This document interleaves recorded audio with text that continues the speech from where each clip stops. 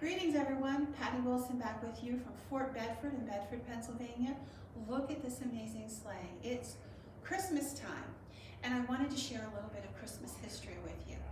So in the mid-1700s, there really weren't Christmas trees in this region of the country. In fact, not many in the entire country at all.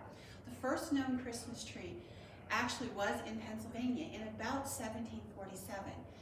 And it came with the Hessian soldiers who came here as mercenaries hired by the British government to fight alongside the British soldiers. Fort Bedford was a British fort, so there are some historical documents that say there might have been Hessian soldiers here. Now, the Hessians brought these traditions from home, and they did not spread quickly. In fact, from the late 1600s all the way through to the 1800s, the New England states actually banned Christmas.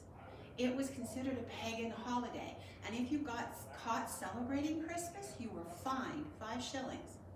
But here in the western part of the country, Fort Bedford, well, there very well might have been a Christmas tree, but not the Christmas trees that you have in your house today. In fact, they would have been very small trees hung off the ceiling. Those Christmas trees were hung because most of the decorations were food items, things like apple schnitz, which are dried apple rings, or cookies or nuts and apples.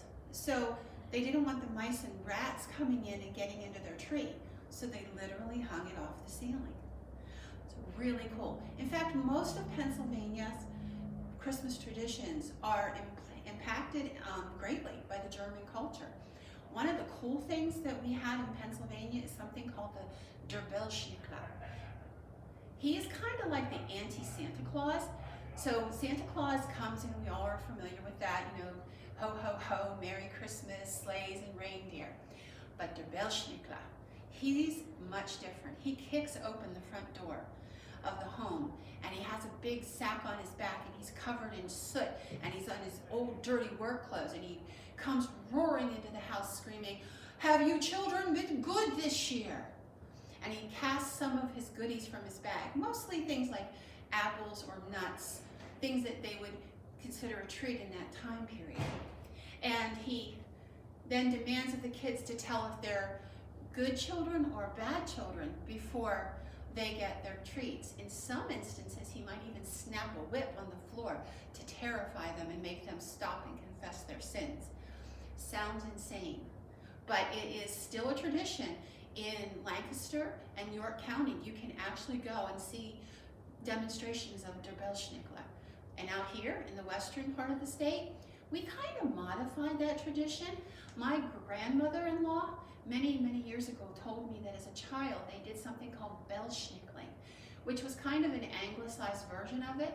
So basically everybody got together dressed in their oldest clothes and visited all the houses along the valley as they went to this barn that was prearranged as their destination.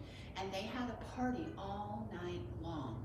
Somewhere between Thanksgiving and Christmas, the town would just decide that was the date and they would do it. There was food and merriment, games, young lovers making goo-goo eyes at each other, and old folks kind of watching over things. So Christmas on the frontier had a lot of different meanings to a lot of different people. It was everything from Christmas trees hanging from ceilings to solemn moments, or maybe not even celebrating at all. But however you're celebrating Christmas this year, we wish you the